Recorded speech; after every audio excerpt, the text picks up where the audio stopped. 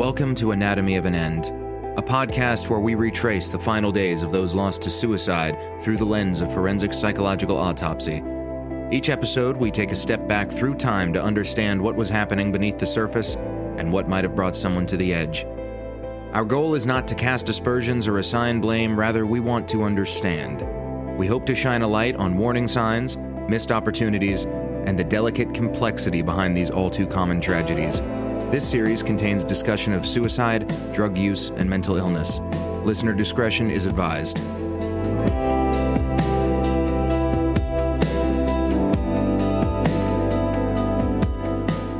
Hey everybody, welcome back. I'm Davis Henry, joined again by forensic psychological consultant Dr. D. Edward Tatum. Hey Davis, how are you doing today? I'm good. How are you doing? Beautiful weather today. Very nice. Lots of rain. I guess we need it.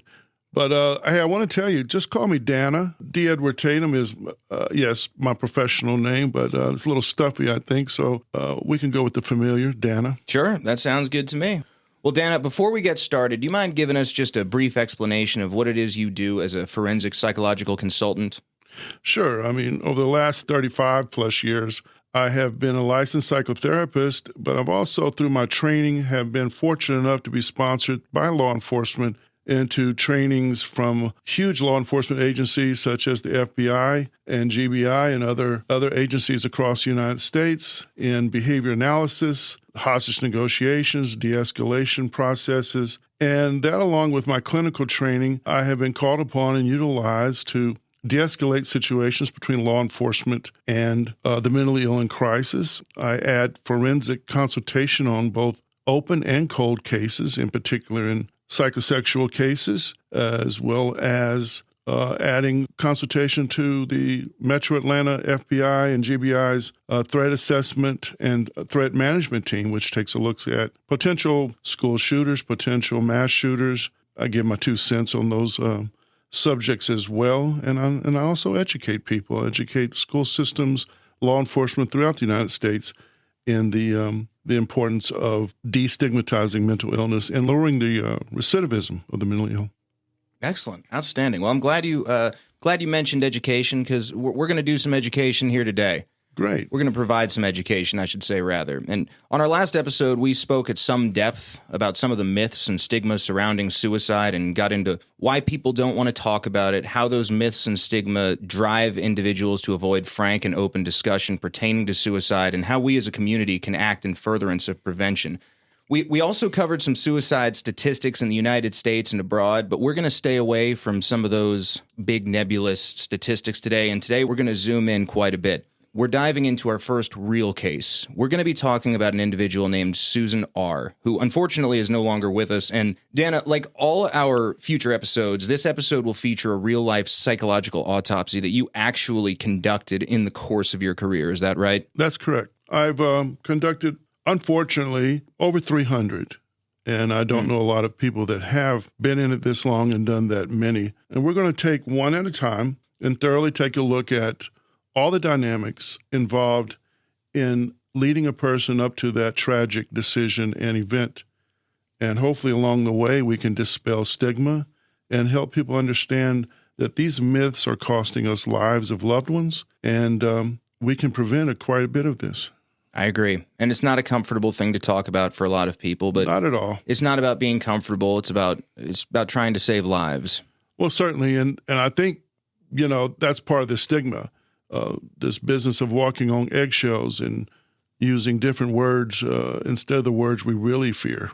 Totally agree with that, too. So let's just give our listeners some frame of reference of the scope of an investigation like this. Now, I received from you a 42-page document when we began pre-production on this episode, and I mean 42 8.5 by 11-inch pages, which very much triggered my ADHD. But I bring that up because it's important to note that even that does not begin to scratch the surface of the data that you typically will collect in the course of one of these investigations, right? That's right, and I want to clarify, it was actually 56 pages, but you changed the font so an old guy like me couldn't really read it. I was trying to make it seem to myself like it wasn't so many pages. Yes, it is a lot. It is a lot to look at. We're talking about a human being. Human beings are complex. We have a lot going on as a human being. A human being in crisis or perceived crisis has a lot more going on. Suicides in general are not simple events. They are quite complex if you really take a look. We like to make them simple. We like to think, well, a sad person doesn't want to live, so they take their life. And my goodness, that doesn't even scratch the surface of a true suicidal event. And jails and prisons have a requirement for a psychological autopsy to take place. The public sector does not have that requirement. Not too many people reach out for one because they want to put this event behind them quickly, and they want to guess at what really happened in a way that makes them feel better. But for our purposes, we have quite a few of these to take a look at from within jails and prisons over the last 30 years. Well, outstanding. I'm very excited to hear everything you have to say about this case. And Susan R. is who we're talking about today, but that's not her name. Would you mind explaining to our listeners what the importance of anonymity is in a case like this? Sure. I mean, we have ethical concerns. We have to respect her and her family, though this was more than 30 years ago. And we have to respect that privacy. I mean, the location, the names have all been changed because it's not up to us to decide whether it's okay to expose folks. I mean, some of these that we'll do in the future will be with the full cooperation of the loved ones, friends, or family, and some will not. This is one of them that will not. It's not my call to decide if the public should have access to these folks' personal information, whether it be directly or passively. Besides that, it's the elements, names, places, they're not as important as the factors that we want to take a look at. Our purpose is to expose and combat stigma and myths regarding suicide in our culture and our society. And we want to make sure we do that in a way that folks can take what we're talking about and translate that into their life and with their loved one. That is exactly what we're going to do. Our goal today is to get to know Susan and see how we can, like you said, translate her tragedy into others' survival. And before we step back in time, if you or somebody is in a dark place right now, please reach out to the 988 Suicide and Crisis Lifeline. It's available 24/7. All right, Dana, I want you to, let's get in the time machine. I want you to take us back to August of 1997. Sure. At that time, I was a mental health director within a large metropolitan jail here in the South, a very large place, average daily population around 2,600 folks. And this facility was what we call a direct supervision model facility. What does that mean? That means that the officers are in and amongst the population. They're not in a tower looking in. They're not outside a glass wall looking in at the population. Their workspace is within the unit and not protected by any kind of barrier. There's a philosophy to direct supervision whereby the officer in that unit becomes the leader of that unit. They control everything that happens in that unit. They control the movement. They control when meals are served. They control who comes in and out of the unit. They set up the visitation schedules and so on. Typically in direct supervision model jails, everything takes place within the unit. There's not a cafeteria that they take people to eat. There's not the big rec yard like in the movies. All of that is built into each individual unit. So they're like jails within jails. And this particular facility is quite spread out. It's quite large and requires hundreds of people to make it operate. So anything unique from a psychology standpoint for this particular facility? I would say so. I mean, what may be unique is that it is a jail within a jail. So their environment, the things they see, the stimulus they have are contained at all times within that one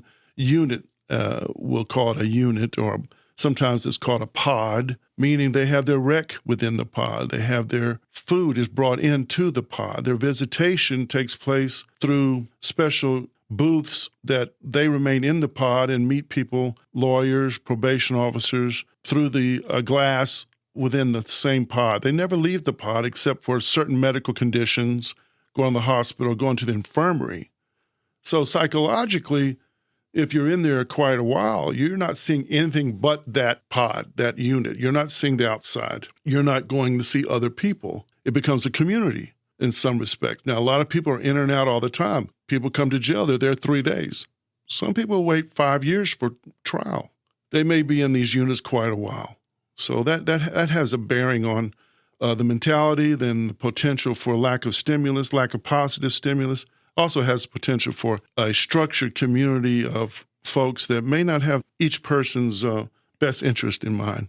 And the officer is tasked with trying to control all of that. And in a lot of these cases, a lot of the corrections officers end up having to wear all these multiple hats, like having to serve the role of a psychologist or deal with these individuals in a capacity that they weren't necessarily meant to in some situations. And it's unique that you were at this facility at the time, right? Yes, it is. And, you really nailed something there. These officers come to work. They want to be public servants, civil servants. They have the idea of going into law enforcement. And then they find themselves, because of our society, because of the closing of all our mental hospitals and so on, suddenly they find themselves as frontline mental health workers. I mean, the jail is the place, as has been said before, they can't say no.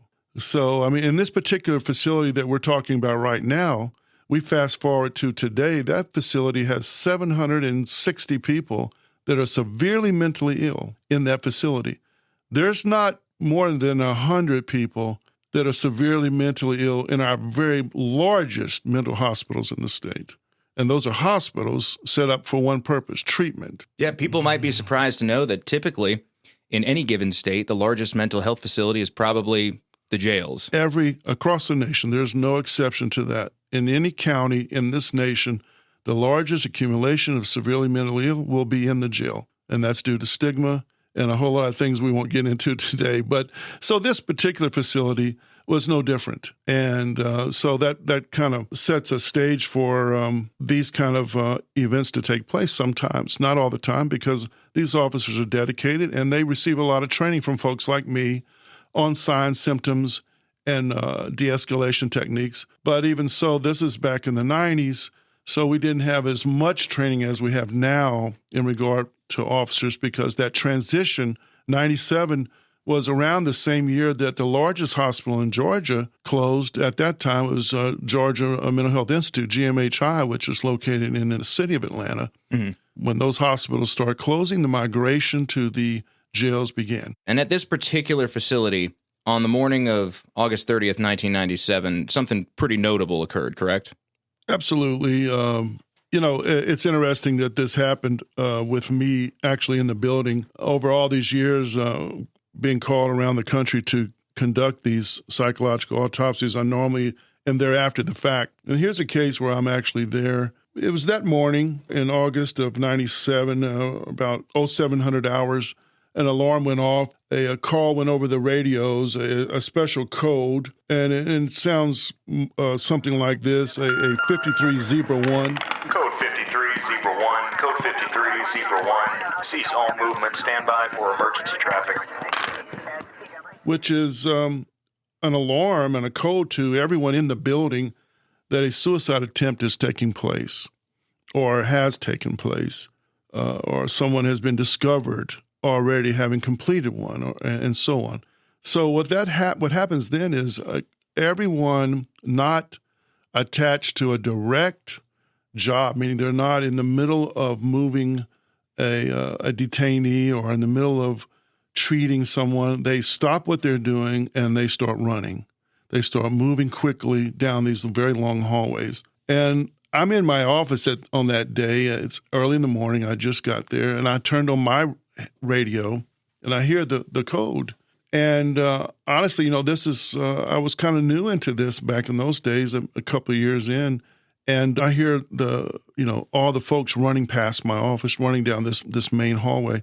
So I jump in, and I'm on my way to this unit. I get there, and obviously, the officer who called it was the officer in the unit, had discovered Susan. I get there, and per protocol, I'm going to wait and let the first responders, the medical responders, the other officers go in ahead of me. I don't want to get in the way. And I'm helping hold the door open as they move into the sally port, and then from there, a second door into the actual unit. So, of course, in an emergency like this, both doors are open. They've been popped open by central control, who controls all the doors and everything else.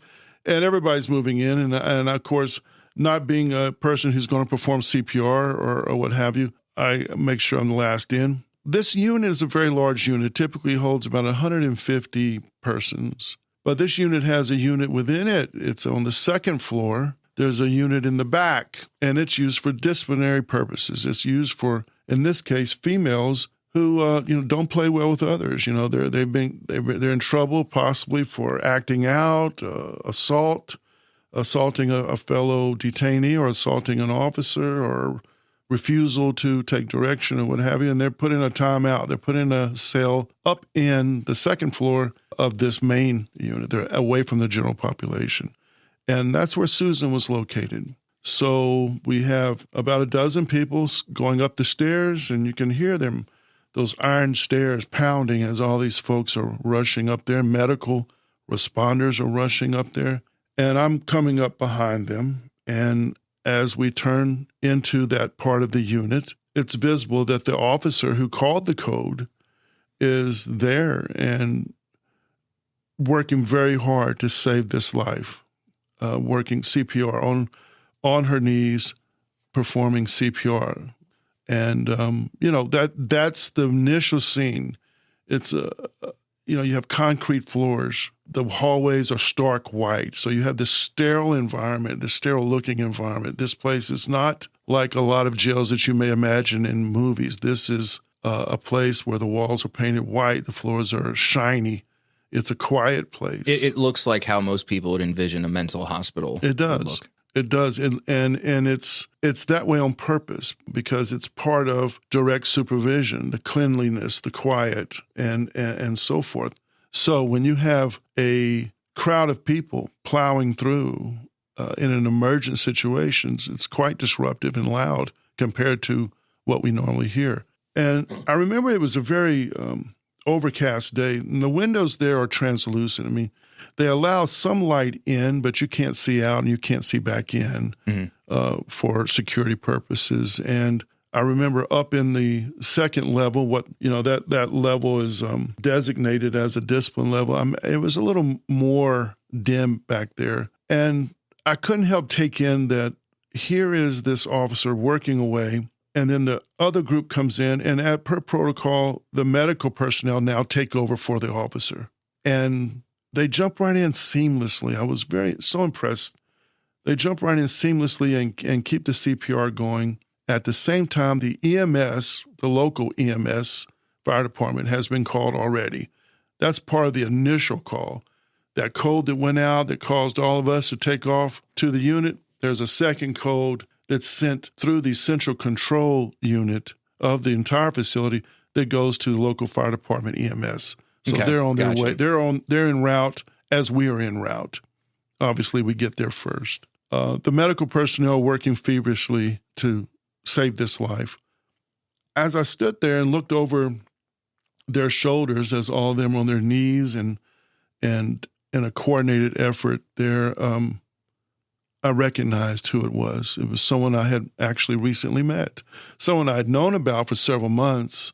But I actually had spoken with this young lady on a couple of occasions just a week or so before this event. So there she was, and it was obvious to all immediately that she was dead.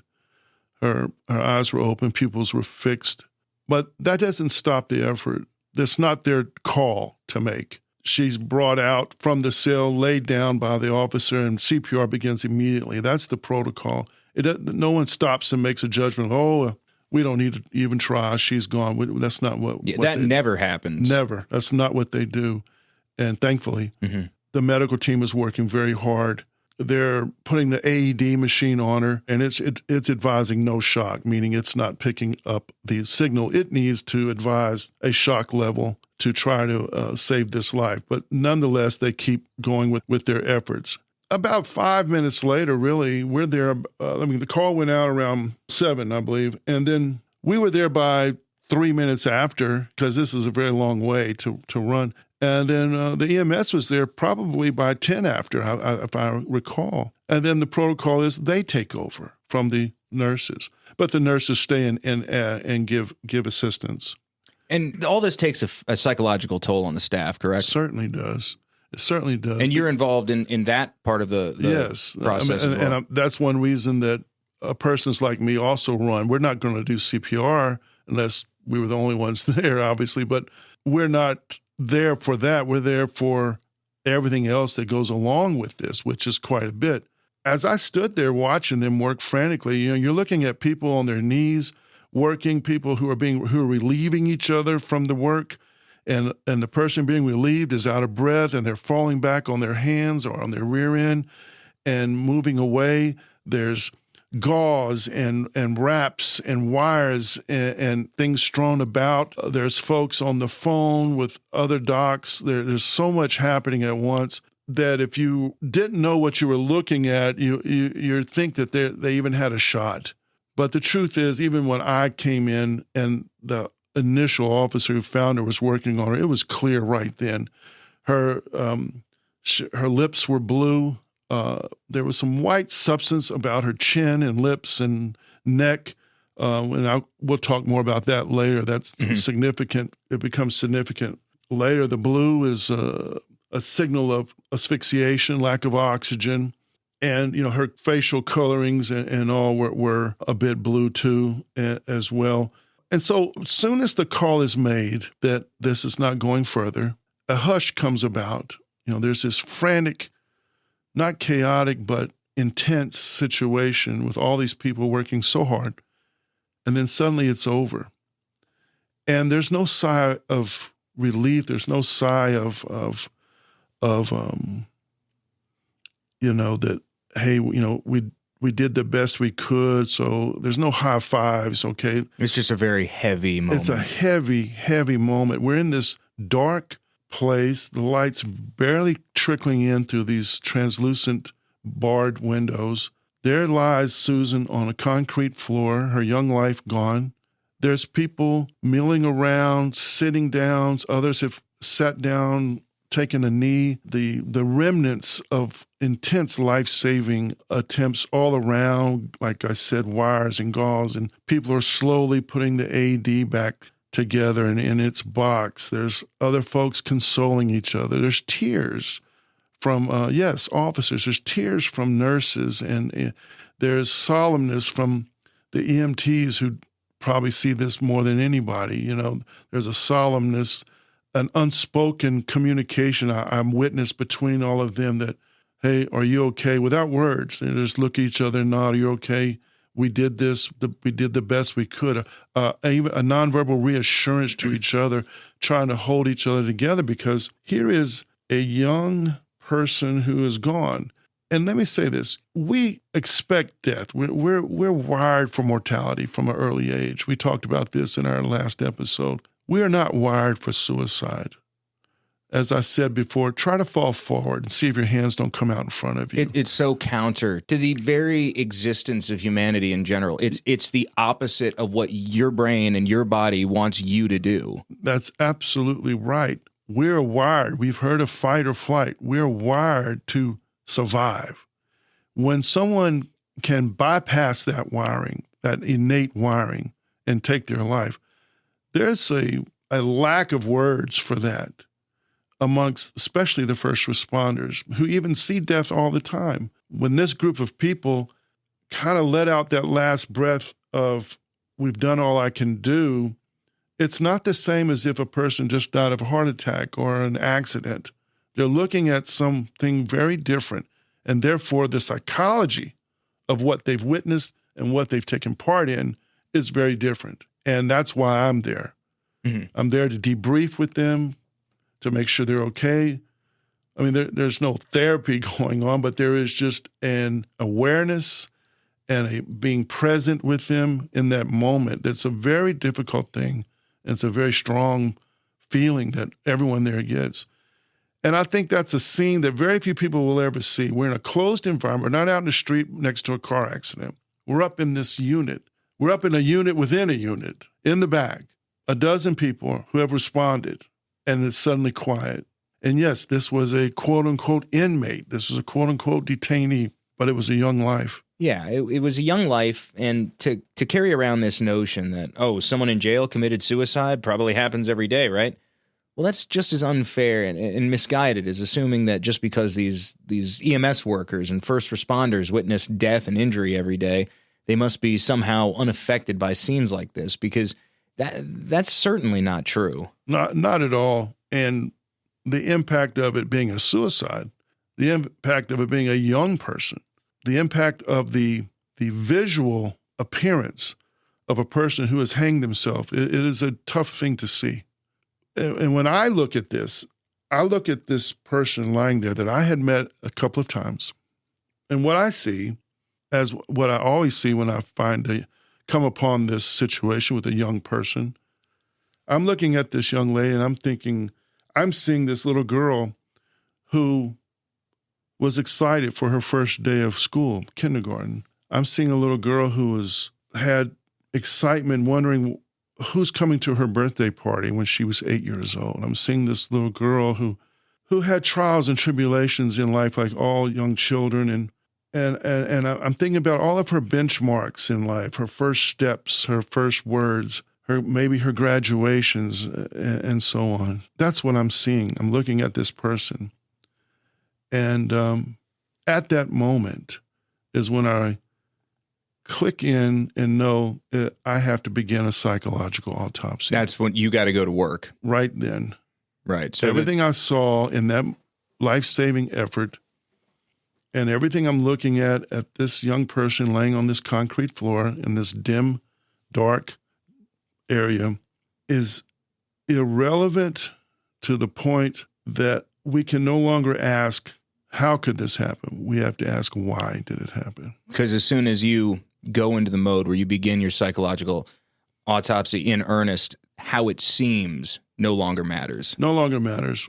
As I said, I look at this young person laying there and I'm thinking, was that her life? But obviously laying there in that place, there's a strong possibility that was not her life. It's what I hoped her life was, but my experience tells me it probably will not be. As I begin this process, I'll probably learn quite a bit, because in that moment, I have to walk in her shoes and I have to learn about her dealings in this world, how she mitigated her issues within this world. What were her connections? What were her disconnections?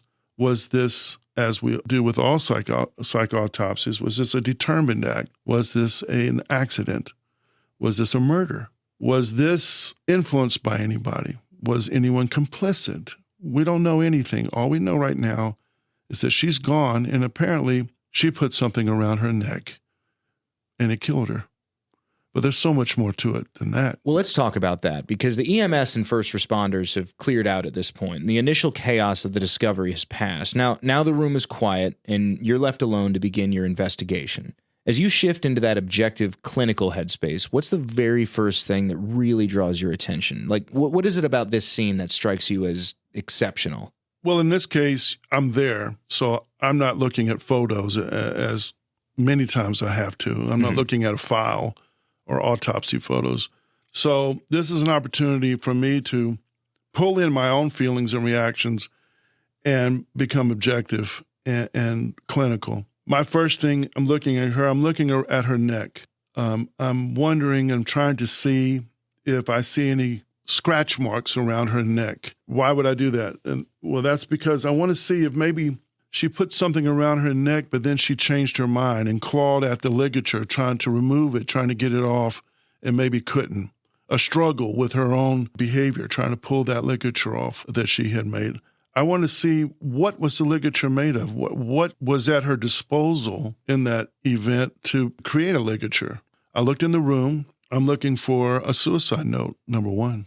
I'm looking for how she attached the ligature. How did she create it? What did she use? And how is it attached in such a way that it performed as it did? I'm looking for, is the room disheveled? Is the room organized? Was her hygiene intact? And why are these things relevant?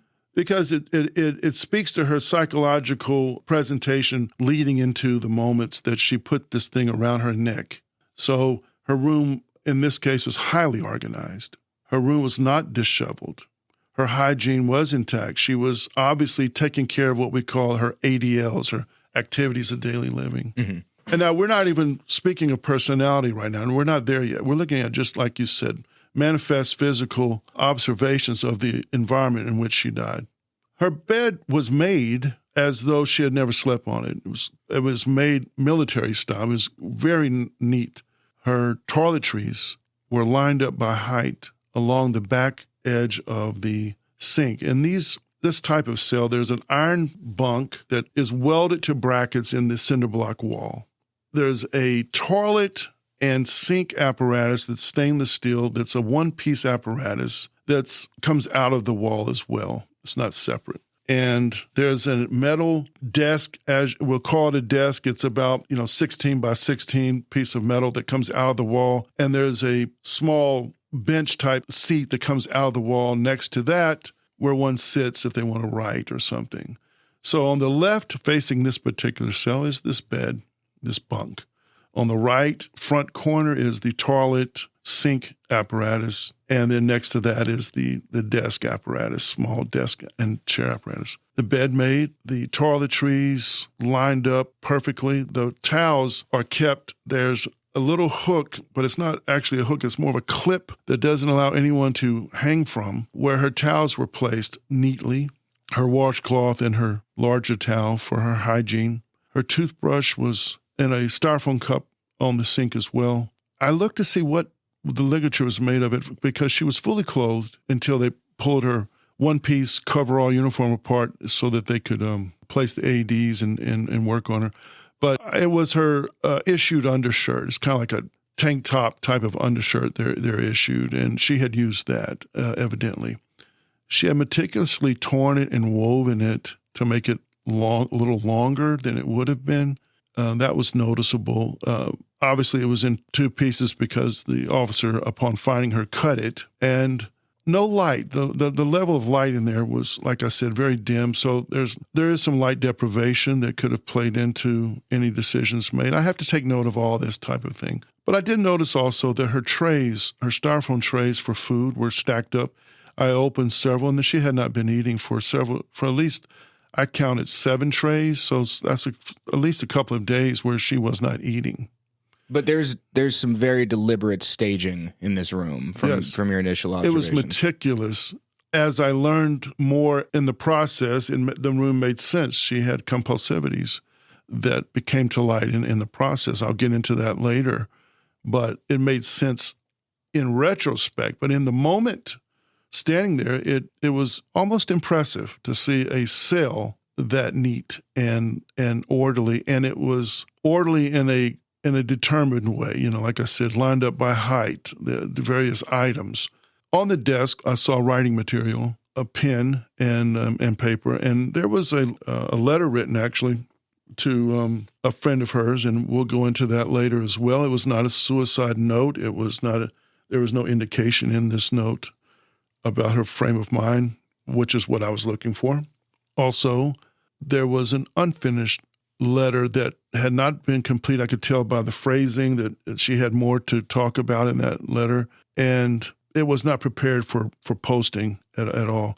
There was no suicide note. There was no mention of her plan in any of her writings at any time. Now, that's the initial physical view of what I'm looking at. Mm-hmm. There's so much more to go, but that's where I start, where it ended. Okay. So that's just your base observations. Right. Now, it becomes important that I stop that because at present, there's people that need help. They are reeling from what just happened. The corrections officer who made the discovery is in particular. In particular, yes. Right. This is a new person, not a lot of experience, but I'll say that she did an outstanding job in her life-saving efforts. But, who's prepared for this? Who's prepared when you come to work that I'm going to have to try to save someone's life who tried to take their own life? Also, per protocol, we have to begin the process of debriefing and checking on not just the first responders there, but anyone who was living in that unit for several reasons. One, they live together, all right? They're not just in a jail. These people live in a unit, as I described. Therefore, they live together. And someone they know a few feet away just killed themselves, at least it appears. So there is a a loss that they suffer because there's one, everything is not in their control, right? They can't go talk to their best friend. They can't go sit in the living room and with loved ones on the couch and cry. They're in jail. So we have to debrief one by one throughout the entire unit to make sure everybody's okay, to make sure we're keeping an eye on them. And there's another phenomenon that happens in jails. There's copycat factors. This happens, there's a huge commotion. People are upset, they have no outlet, and sometimes there will be a copycat behavior. Someone will, whether it be a parasuicidal gesture or an actual full-fledged attempt, it's very common that can happen in the same unit that a suicide was completed. What is parasuicidal behavior? Parasuicidal behavior is behavior that can appear as an attempt to die, or even maybe just if taken further, could have been lethal, but was not the intent. The problem with that is there's a myth attached to parasuicidal behavior, and that is, they just want attention, or they're cutters. So if you're a cutter, that means you just want attention. People who want to die, they kill themselves. They don't just cut, so we don't have to worry about these people, and that's not true. Estimates from 5 to 9% of persons who begin parasuicidal behaviors end up dying by suicide, or at least making a lethal attempt at suicide within 5 years of beginning that type of behavior. Man, that 5 to 9% statistic is just staggering. And I think that's why it's so vital that we stopped and defined what parasuicidal behavior actually is. Because most people know the term superficial attempt, but they've never heard it put this way. And I think it's just really critical to explain why that's important. Well, it's important because in the public sector, we hear of people cutting, and we hear, well, she's a cutter or he's a cutter. And they're automatically placed in this bowl of cutters and not potentially suicidal people, as though those were two different bowls. Right. It should always be taken just as seriously. Absolutely. Right? That's the spirit of the... Certainly. It really should. And that's one of the myths. That's one of the stigmas that cost us lives. So going back to the scene, you've debriefed with some of the staff who were involved directly and indirectly. You've made an initial observation of the scene in which Susan was found. You noticed ligature abrasion patterns and no scratch marks. What else did you notice when you were able to get back to that room and continue your investigation? As meticulously as that room was kept, I did notice a large amount of hair, and I'll come back to that. Also, on second view of her, I noticed that she didn't have fingernails to make scratches, and it was clear that she bit her fingernails quite a bit. In fact, they were red. The cuticles were red and swollen. She had bitten her nails so far down that there's really no way she could have made scratches about her neck had she tried. Now, at that moment, do I know if she tried to loosen the ligature? I do not know at that moment, but I have to make note of that. As I'm debriefing with everyone, I find out from an officer that they went ahead and made the notification to the next of kin. In her case, it was her mother. And something very interesting happened in that moment. When her mother was called and told that this happened, the first words, and I have them quoted here, and it struck me then and it still strikes me now. The first words from her mother's mouth was, "Y'all murdered her. There's no way she would have done this to me." And I thought that was an interesting phrase. That's very that very her interesting. daughter's death was something that she framed in her first words upon learning of it. The very first thought process was that something happened to her, not her daughter. Her thought process was, one, her daughter was murdered, but the reason she knows it's a murder was because her daughter would not do this to her, not to herself, but to her. And then the second part of this was very interesting, was, the medical examiner had not shown up yet. I found out that he was out at another call of a death, a suspicious death in a home in the public sector, was going to be a little while in showing up. So therefore, they went ahead and notified the mother. Before the medical examiner came, before Susan's body was put on a gurney and taken away, her mother had already come to the jail and demanded all the money off of her inmate account. And for those who don't know what that is, all the persons in a jail or prison, they have a type of banking account where persons on the outside can put money on that account with which the detainee or inmate is able to buy snacks and store call and cigarettes and whatever the case may be from what they call the canteen or store call. It's something that's ordered through a sheet and then brought to the unit twice a week, and you get your store call. It's like what kind of like now where we have people shop online and they bring the food to their home. It's kind of like that. It's always been in case.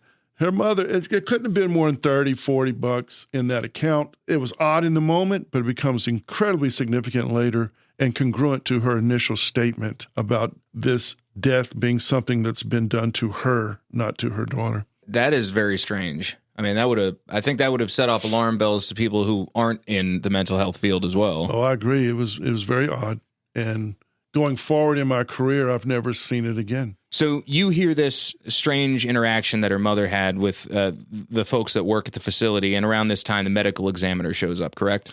Yes, I'm still up in the unit. Now, remember, she's up in the disciplinary area. That's why she was alone. That's why there was no cellmate. And that's significant as well, which we'll talk about later. But the word had come up from some folks that her mother was just in the lobby demanding her money from her books. Now, her mother was there within 15, 20 minutes. The medical examiner had not shown up yet. I guess about 30 minutes after that, the medical examiner shows up, and they walk him in. They walk him to that side of the facility, and it's about a quarter mile from the front to that part. They bring him in, and he makes his examination, and I'm standing and watching his examination, and he makes the call. He looks at everything, and, from the outside looking in, what do you see? You see a young lady who had a ligature around her neck who's now gone. It's a jail. So he wasn't there very long, obviously. But I wanted to see, because he turned her over. Now, she was not turned over during the life-saving efforts. And I wanted to see if there's any markings on her back or what have you. And I could see that some of the ligature had been twisted, and her hair had been twisted within the ligature. I'm trying to find the words to describe that, but it looked like some of her hair got caught and was woven within. It was the like twist, tangled in the twist. It's like someone twisting a rag, but like someone's hair got caught in that. Like exactly. Okay. I found that interesting because they cut the ligature, but there were still pieces of the ligature in her hair. She had kind of a long hair, very thick hair. Again, no marks on her back there. When he got up, a nurse, and I thought this was very moving. I noticed a nurse come over and put her top back on her, zip up and close up her top of her coverall that was stretched open, wide open, and her exposed torso was there medically for people to try to save her life. But I noticed the nurse came back over and closed that up, gave her some dignity, and I was moved by that because there's a person that realizes that that's still a person, even though she's passed away. She's a person. A lot of people wonder, why do a psych autopsy? I mean, this is a jail inmate. Who cares? Some criminal or what have you. And I hear that all the time. One, it's required. It's a standard that's required nationwide. But two, we have to learn from it. We have to learn, did the security side do something wrong that could cause more deaths later? Was there something done that was missed in the screenings or the examinations of certain people? Was there something wrong with the physical situation of the cell that lended the cell or the person's personal items, lend them more latitude in coming up with ways to harm themselves and so on? When a person is in disciplinary, they have to be checked on in regimented times, with every 30 minutes. If they're not on suicide watch. If they're on suicide watch, they're checked on randomly in 15-minute intervals or unless they're within the direct line of sight. All the checks were made on this individual properly. But going back to the nurse putting her clothes back on her, it made me, more intrigued by who is this person. I had met her twice in session, and now that the medical examiner's gone and they put her on the gurney and they zip up the bag, there's a transition that happens. She's in a black bag now, and she's on a gurney going away, and you're left with just the scene and the memory of what you have encountered. Then you're able to be more clinical. I'll admit that. You're able to be more objective at that moment. While she's lying there, I'm guilty, many are guilty, maybe it's harder to be objective. You're thinking about what life did she have? What life could she have had in her younger days? And you're also understanding that probably none of that was her life. And as I said earlier, but when they take her away, it's time to start this process in a very vigorous way. I've already done the preliminary examination of the room while waiting for the medical examiner. I heard some tales about her mother already. And I'm thinking back to my encounters with her. By all accounts, she was not a pleasant person.